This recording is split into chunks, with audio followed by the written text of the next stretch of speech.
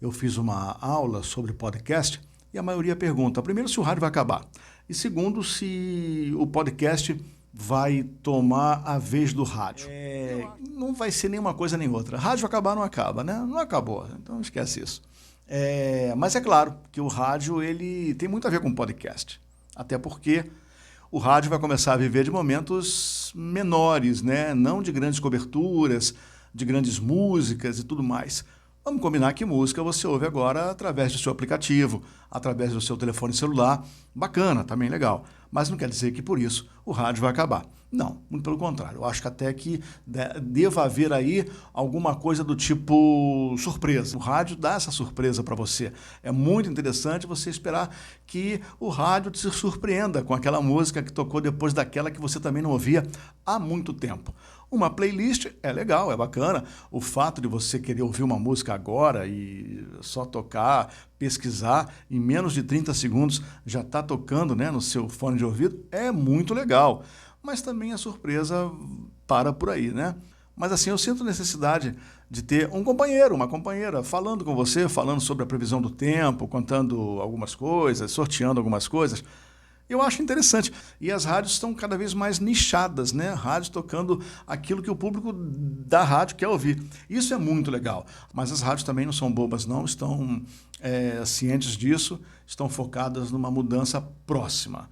Quanto ao podcast, claro, o podcast está crescendo cada vez mais. Ele é muito democrático, né? Você pode fazer o seu podcast da forma que você quiser, gravar o podcast como você quiser. Então, assim, não tem um tempo fixo. Se for 30 minutos, não faz sucesso. Não tem isso. Tem uma pesquisa nos Estados Unidos que diz que 20 minutos é o ideal. Mas não vamos confundir o mercado americano com o nosso mercado aqui no Brasil. É muito complicado, né?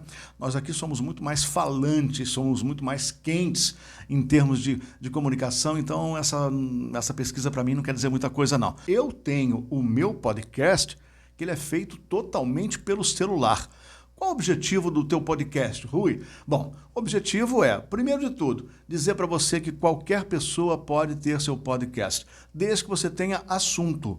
E aí eu digo, poxa, tem um assunto legal? Você gosta de falar sobre qualquer assunto interessante? Fala.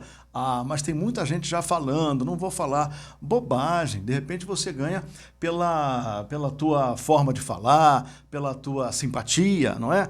O meu, por exemplo, é um podcast que eu faço pelo celular com o único objetivo de dizer para você, pode fazer um podcast. Não é porque você não tem equipamento que você vai fazer.